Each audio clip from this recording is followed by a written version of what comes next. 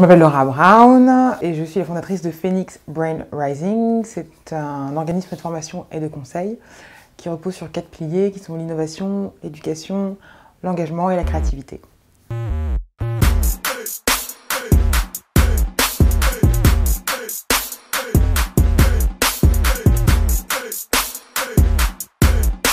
Moi, j'ai toujours su depuis que j'étais toute petite que j'allais entreprendre. Je savais juste pas dans quoi et dans combien de temps. Et c'est quand je travaillais en grand magasin en fait que j'ai eu l'envie en tout cas de me mettre à mon compte.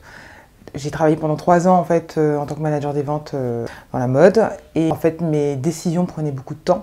Le rythme était assez effréné et j'arrivais à un moment où je courais après le chiffre d'affaires mais sans savoir l'impact que ça allait avoir vraiment, que ce soit sur les gens ou dans le cadre des actions que je menais. Donc j'ai décidé de partir et d'entreprendre. Alors le premier projet que j'ai lancé c'était Etipop.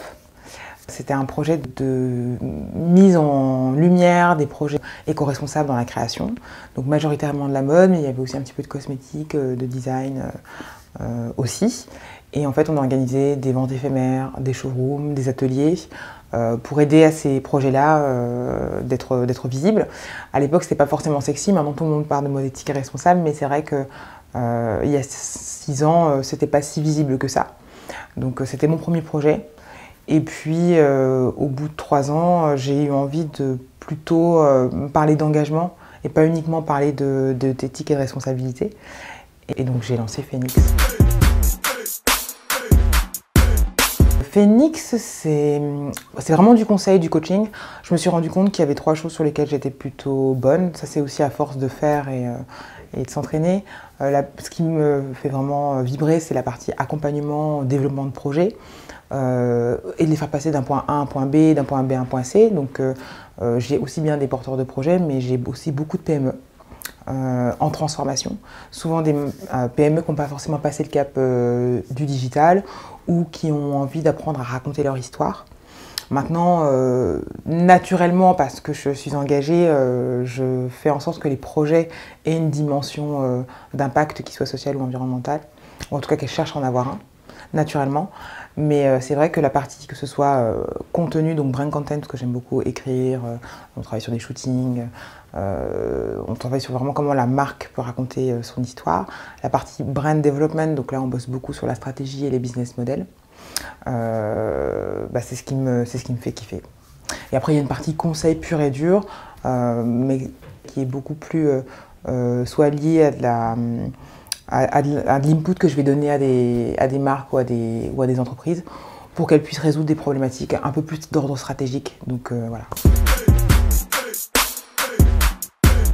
Moi, j'ai un gros souci avec l'échec. Alors ça va mieux, mais en fait, je vais en tomber carrément malade. C'est quelque chose qui est assez difficile pour moi à avaler comme pilule. Je pense qu'après, c'est une question de prendre du recul et de se dire que maintenant j'y arrive et je me dis bon bah écoute, si ça marche pas ou si ce projet-là se fait pas, c'est tout simplement parce que c'est pas le bon, c'est pas le moment, c'est pas le bon format. D'être un poil en avance parfois, ça te porte préjudice. Avec Etipop c'était le cas, avec Phoenix c'est différent, mais ça va être sur certains projets précisément ou certaines thématiques.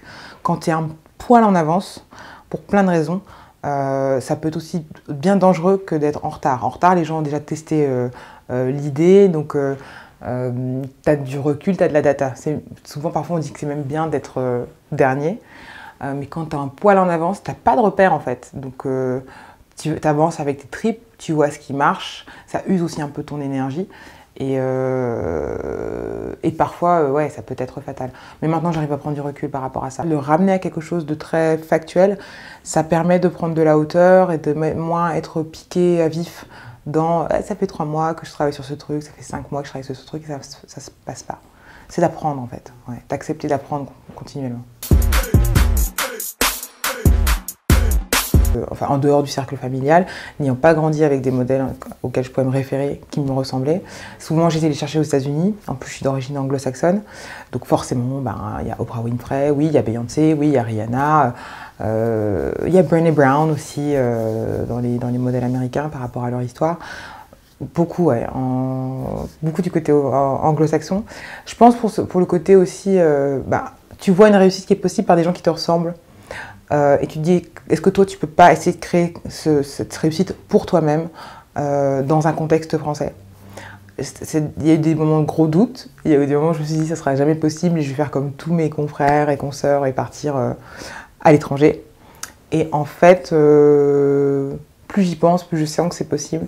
C'est une question de résilience et c'est une question de vision et c'est une question de croire en soi.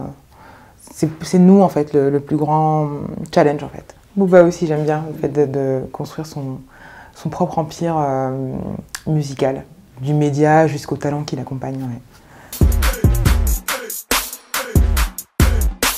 C'est un conseil qu'on m'a dit dès le début, mais en fait quand on entreprend, surtout au début, on est très têtu et on est très fermé.